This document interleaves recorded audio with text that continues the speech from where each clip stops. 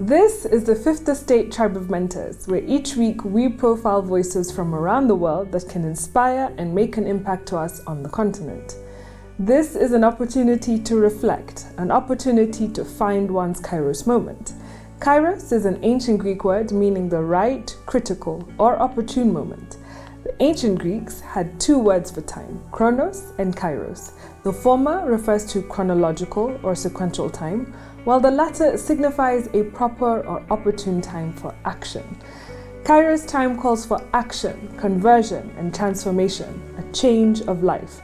Kairos is a point of opportunity and favor, and God assists us in discerning the Kairos, this moment of grace. And we hope that these voices will help you along this journey. Today's Tribe of Mentor is Wanuri Kahiu. For a long time, devastation and sadness has been linked to African film, almost as if African film was a genre of sadness. And we are absolutely going against that and saying we are more than that. We're complex. And the media hasn't really helped in our representation, so we have to be able to do it ourselves.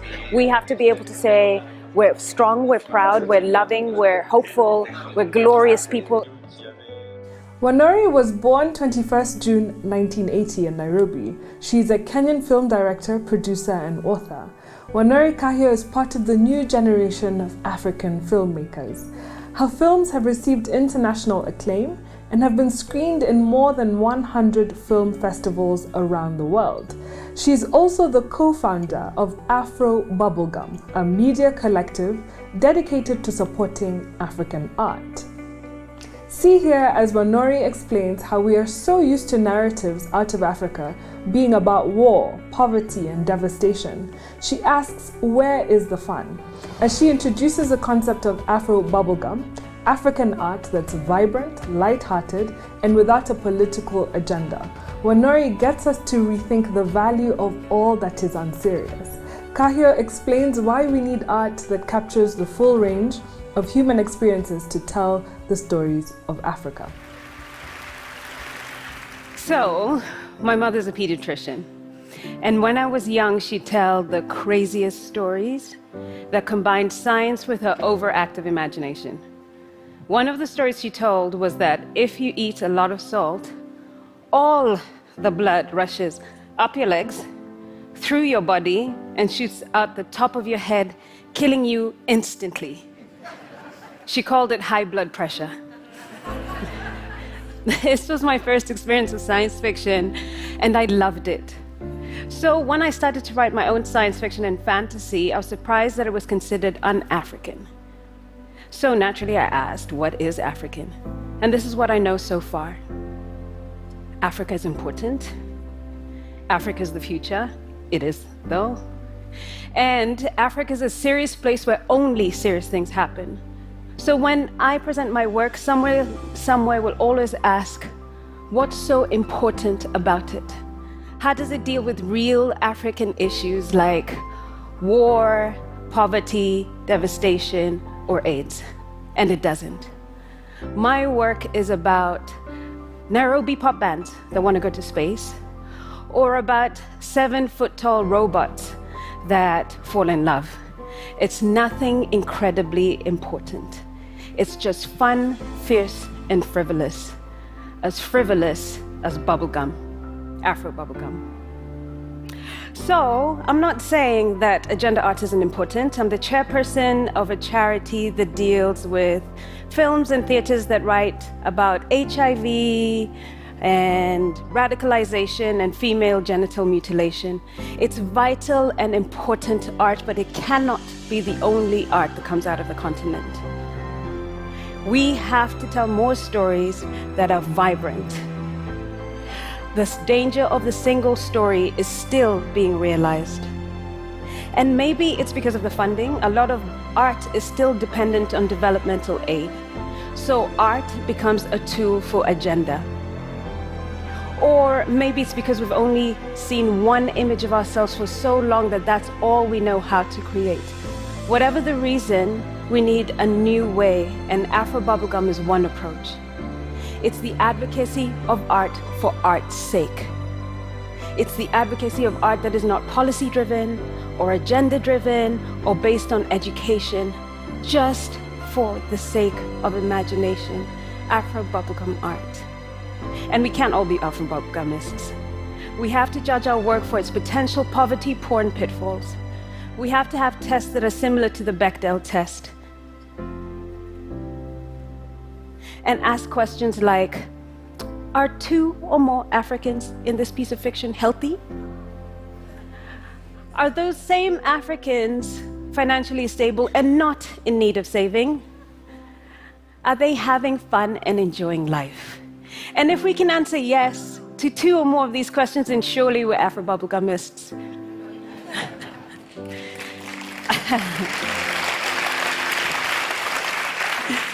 And fun is political. Because imagine if we have images of Africans who were vibrant and loving and thriving and living a beautiful, vibrant life. What would we think of ourselves then? Would we think that maybe we're worthy of more happiness? Would we think of our shared humanity through our shared joy? I think of these things when I create. I think of the people and the places that give me immeasurable joy, and I work to represent them. And that's why I write stories about futuristic girls that risk everything to save plants, or to race camels, or even just to dance, to honor fun. Because my world is mostly happy. And I know happiness is a privilege in this current splintered world where remaining hopeful requires diligence. But maybe if you join me in creating, curating, and commissioning more Afro bubblegum art, there might be hope for a different view of the world, a happy Africa view, where children are strangely traumatized by their mother's dark sense of humor, but also they're claiming fun, fierce, and frivolous art in the name of all things unseriously African, because we're Afro bubblegumists, and there's so many more of us than you can imagine. Thank you so much. And here as she gives a brief take on Afro bubblegum. I am a filmmaker and storyteller, and I've made films and written stories about rusted robots that fall in love, Nairobi pop bands that want to go to space, girls who want to race camels in the future, girls who want to dance in the future. Anything that's fun, fierce, and frivolous coming out of Africa.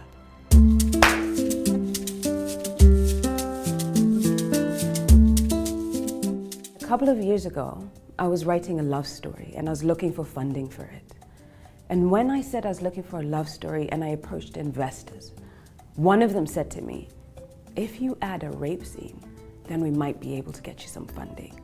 And this was devastating to me. It felt as if Africans just can't fall in love or be joyous. There has to be some sort of tragedy linked to their love. And I completely reject that idea. And so I pushed back with this idea of Afro bubblegum art that means that we can just be for being sake. We can just create for creating's sake. It doesn't have to have an issue. I always knew I wanted to create stories, but the more I started to create, I started to realize that I wasn't seeing myself in these films. All I could do was write stories that represented the people that I knew and the people that I grew up with. But I didn't realize at the time that I was making a political statement. I was just making films with Black people in them. I think it's so important to see diversity in front of the camera, if for no other reason, so that when my daughter asks me about the princesses that she sees and she doesn't see any Black princesses, I can say, well, there's others. So thank God for Doc McStuffins, who has completely saved my daughter's life because she can finally see an image of herself on the screen. And we work to represent other people so that the children who grow up after my children can also see images of themselves so that they can see that they belong in the world that they live in as well. My name is Wanuri Kahiu, and this is my brief but spectacular take on Afro bubblegum. In an interview with Vogue Italia, the filmmaker described herself as a black sheep to her conservative parents, her mother a doctor and her father a businessman, yet her aunt is a famous actress in Kenya and her uncle is a sculptor. At the age of 16, Kahiu says she decided to become a filmmaker. After graduating from the University of Warwick in 2001 with a BSc degree in Management Science, she obtained a Masters of Fine Arts degree in Production, Directing at the University of California, Los Angeles School of Theatre, Film and Television. Kahiu worked on The Italian Job in 2003 and Philip Noyce's Catch a Fire in 2006. I started filmmaking a long time ago, or well, rather the passion for filmmaking started a long time ago. I was about 16 when I walked into an edit studio, and I walked in and it's the first time that I realized that people make TV. It just never occurred to me before that was an actual job. So once I realized that people make it, I just thought, that's it, this is what I want to do. I want to be one of the creators of TV. And because it combined both of my passions. I was a bookworm and I was a telly addict, and it gave me a reason to watch TV and to live in this world of creation. Kahiu's first feature film, From a Whisper, is based on the real events surrounding the 1998 twin bombings of US embassies in Kenya and Tanzania. It won Best Narrative Feature in 2010 at the Pan-African Film Festival in Los Angeles, as well as 5 awards at the African Movie Academy Awards, including Best Director and Best Screenplay. The drama effectively put the causes and aftermath of large terrorist actions in personal terms. In 2009, Wanuri produced TV documentary for Our Land about Nobel Peace Prize laureate Professor Wangari Maathai for Mnet on DSTV. The documentary underscores the relationship between European colonialism and environmental change, as well as the intersectionality of battling over land with housing developments. In 2010, her short science fiction, Pumzi, premiered at Sundance and went on to win the Best Short Film at Cannes and the Silver at Carthage Film Festival in Tunisia. Pumzi also earned Kahiu the Città di Venezia 2010 award in Venice, Italy. According to literature scholar Mitch Nyawalo, Pumzi challenges the pessimistic representation of African realities and futures by using the aesthetics of Afrofuturism to demonstrate African-led creativity. Nyawalo argued that Pumzi's destruction paralleled the economic devastation in the aftermath of the World Bank's structural adjustment programs. The film also displays an eco-feminist critical posture, where women are most affected by environmental devastation, but also are at the forefront of bettering their societies. Take a look here as she tells us why we need new stories. So I recently traveled to foreign, and I was asked to present my film, Pumzi, a short science fiction film. And when I got to the customs desk, I'm always asked for my paperwork, I'm always the random check, and I'm always ready. I have my return ticket, my hotel accommodation, my invite letter, everything I need to prove that I do not intend to stay. So the customs officer asked me why I was there, and I explained. She asked me what my film was about, and I said it's a futuristic science fiction film about Africa. And then she asked, why is it so important? Why is it important enough for you to travel and discuss? To her, science fiction is obviously not important. And I couldn't blame her for an awkward question. She wasn't used to lions speaking. To have the hunter tell it, Africa is full of meek stories about desperation and despair.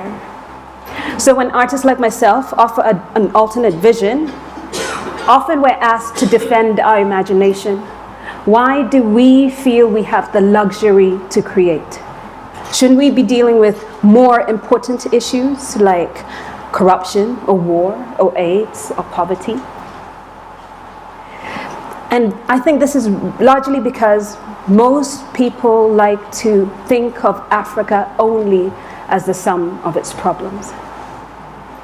And the problem with this is that it's created a single story that has created only one perspective of Africa, which we have allowed to tell about ourselves. We've allowed these stories to be told about ourselves as if they're the only perspective on Africa.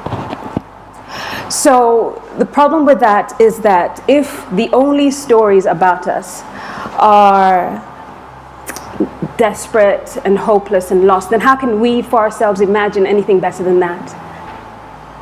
So As a result, we created Afro Bubblegum. And Afro Bubblegum is an online platform that celebrates Afro Bubblegum work, which is fun, fierce, and frivolous African art. It has no agenda. It has no policy. It's not trying to save everyone or anyone. It's not trying to do anything. It's not trying to, it's really just the celebration of art for art's sake. But not everybody can create Afro Bubblegum art. It has to answer a couple of questions. So for the Afro Bubblegum test that we created, we have a series of 3 questions. And in order to pass the test, you have to answer no to the following 3 questions. The first question: are there any Africans who are sick or dying in this piece? Are there any Africans in need of saving? Are there any who are desperate, hopeless, or lost? And if you can answer no to all 3 of these questions, then surely you're an Afro Bubblegum artist. And what was great to discover is that there's been a history of Afro Bubblegum art through Africa. In the 60s and 70s, we had these amazing lookbooks or photo magazines or photo comics. And we had Son of Samson, we had Cobra, the Serpentine Shiro, and we had The Spear. The Spear had a charming way with girls and a deadly way with thugs. And they were truly a Pan-African collaboration. They were written in South Africa. They were shot in Swaziland. They were written in Nigeria. They were shot in Swaziland. They were edited in South Africa. And they were printed in Kenya and Ghana and distributed across Anglophone Africa. And hundreds of thousands of copies of each issue would go out across the continent. And this is in colonial Africa and in apartheid Africa. And we had a chance to see ourselves as heroes, which is great, because if we can see ourselves as heroes, then maybe we can imagine for ourselves a radical hope for a better future. It was Wanuri's 28th feature film, Rafiki, that gained her notoriety when it was banned across cinemas in Kenya. Rafiki is a film adaptation of the Ugandan short story called Jambula Tree by Monica Arak Denyeko, a candid and heartwarming story of 2 young Kenyan women in love against a very conservative backdrop. When asked about the motivation behind her controversial and critically acclaimed film Rafiki, Wanuri offered this simple response: "More than anything, I just wanted to tell a love story. Truly cinematic love stories from Africa are few and far between. I wanted to be able to add our love to cinematic history." It was not an addition that went unnoticed. Between dozens of international award nominations and years-long domestic court cases, Rafiki was met with both praise and suppression for its unapologetically joyful portrait of young love against all odds. Take a look here as she gives a talk at the World Economic Forum. In 2018, Rafiki was banned. It was banned because it was a same-sex film based on a story called Jambula Tree. And though it wasn't a shock to many others, it was quite a surprise to me, because the Kenya that I know, the Kenya that I love, is always full of music, concerts, the beautiful sounds of Muthoni Drummer Queen, the absolute wonderful voice of artists like Blinky Bill.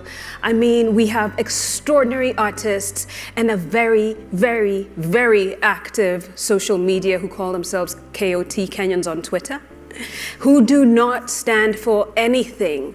So when anybody says anything untowards about Kenya or the country or anybody, they really attack them, and even came up with a someone tell hashtag. So it was someone tell CNN, it was someone tell New York Times. I mean, we really go hard when we do not like the way people speak about us. So we're very vocal, we practice our freedoms, and freedom of expression and freedom of speech is one of the things that we really, really practice.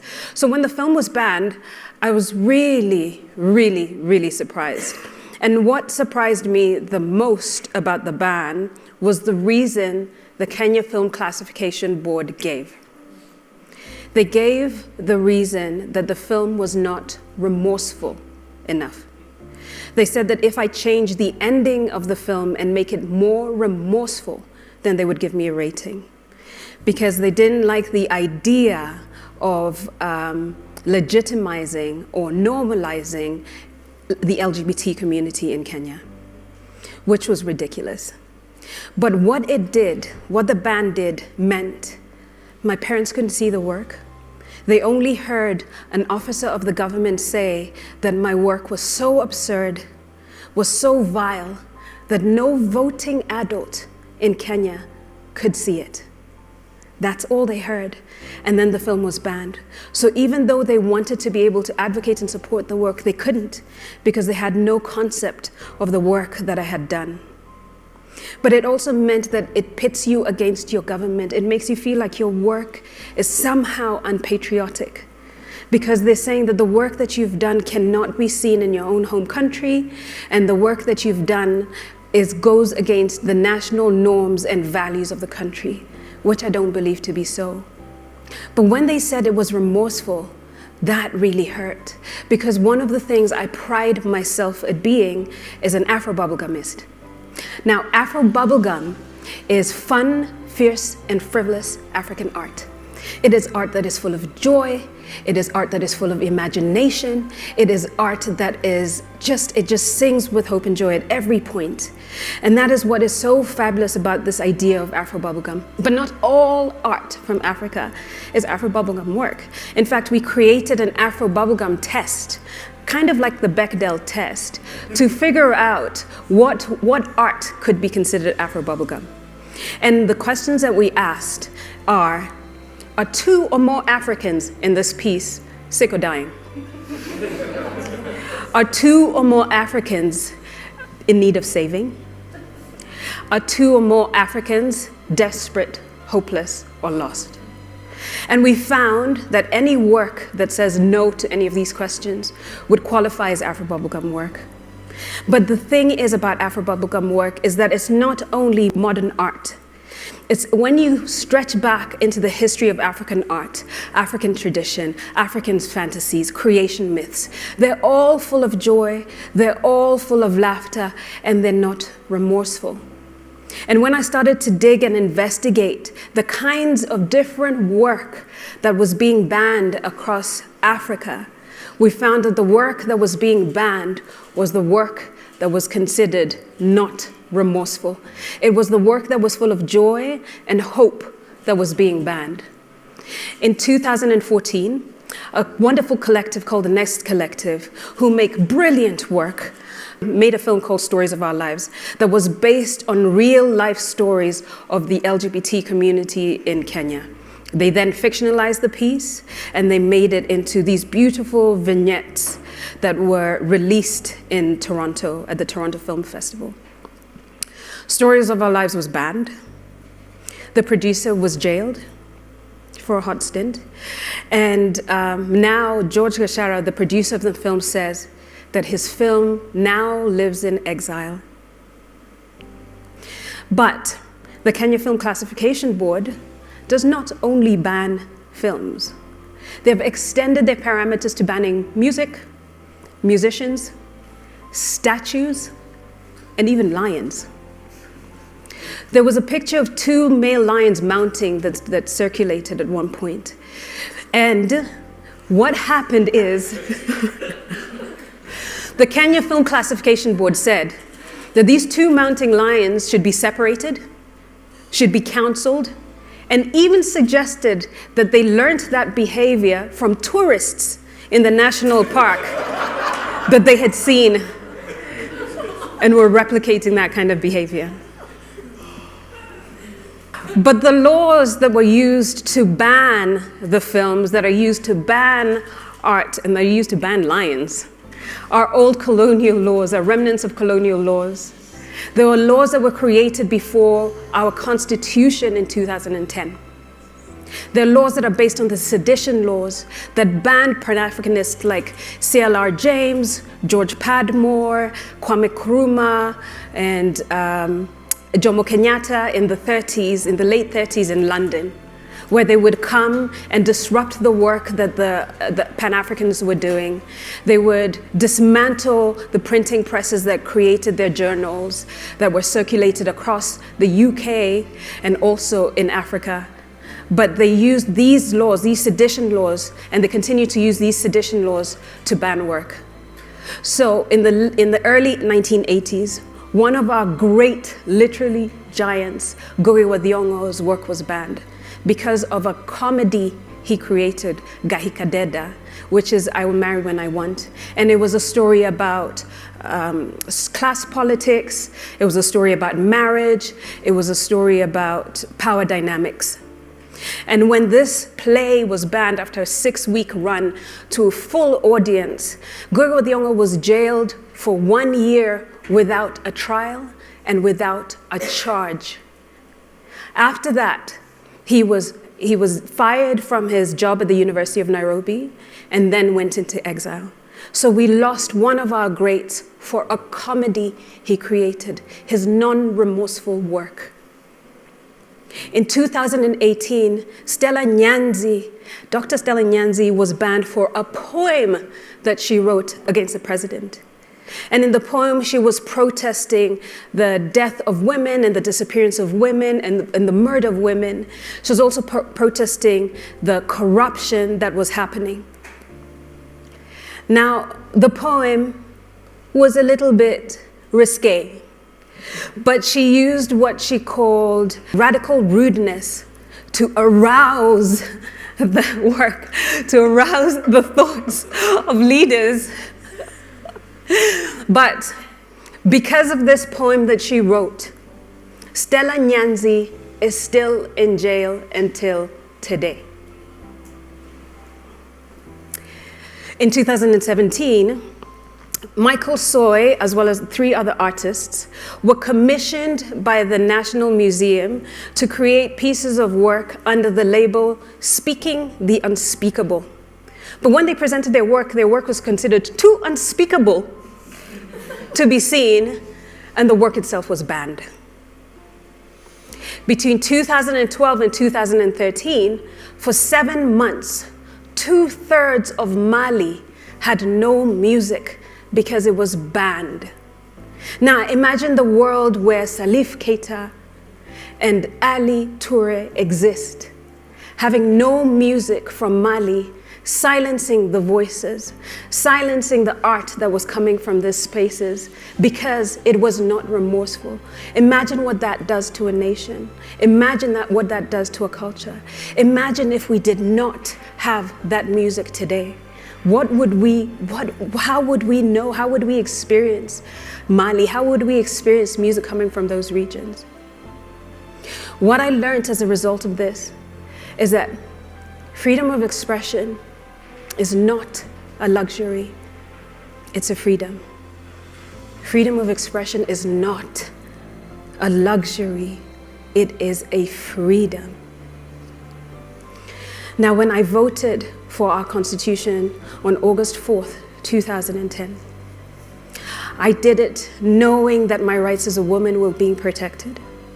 And I did it as an artist knowing that my rights as for freedom of expression were enshrined in the Constitution and our Bill of Rights. Among the first pages of the Constitution, it says, every person has an obligation to respect, uphold, and defend the Constitution. So when our film was banned, we took the Kenya Film Classification Board to court, and we sued them for our rights to freedom of expression. We're still in court now. But as part of the court case, we asked for the ban to be lifted for 7 days so that the film could be nominated by Kenya as a foreign entry into the Oscars. And the judge at the time upheld our grant, our wishes, and for 7 days, the film was shown across Kenya. That meant not only were we able to see ourselves as people of joy, but the LGBT people in Kenya were able to see reflections of themselves. They were able to feel valid. They were able to feel seen. they were able to have voices. But it also meant that my family, who were unable to defend me at the beginning, could now see the work that I had made. So when we speak about freedom of expression, and when we think about the work that we do as artists, one of the things that continues to remain in my head is a line from the poet Lucille Clifton. And she asks, "What have you traveled towards more than your own safety?" Now there's artists across Africa, Stella Nyanzi for one, Gogo Wadiongo, who remains in exile. There's artists across Africa who challenge this idea of censorship, who work hard to make sure that you get the art that you deserve. But they only do it with your support. They only do it because they know that they have a willing audience who will listen, who will pay attention. And not only is this happening in Africa, it's happening in Spain, it's happening in China, it's happening in Russia, and there's other versions of censorship that continue to happen. In America, where they have a more like an economic type of censorship, where if you go into a studio, they can say, "Oh, you can't make a film with women as leads because no one wants to see a lead as a woman," or "No one wants to see a transgender lead," or "No one wants to see a black person as a lead character." So there's different types of subtle censorship that continues to exist. So while we as artists continue to do our part by creating, I challenge you not only to travel towards more than your own safety, but I challenge you to buy tickets, to go out and watch work of people that you want to see. If there is a female director and you want to see more female directed films, buy tickets. Do it for the data, because this is the data that continues to feed the industries, that allows us to continue to make work. I'm not saying you have to see the film. I'm just saying you have to buy the tickets. So do it for the data and do it for us, because we are doing our part. But I challenge you to think, what are you doing? What is your part towards the cause of freedom of expression? Thank you so much. Wanuri is keen to capture the dynamics and images of modern Africa. She holds this to be sacred. She understands the power of creating a new stereotype and is using it. Thanks for joining our Fifth Estate Tribe of Mentors. We hope that you are inspired. And remember, your life reflects your thoughts. If you change your thinking, you change your life.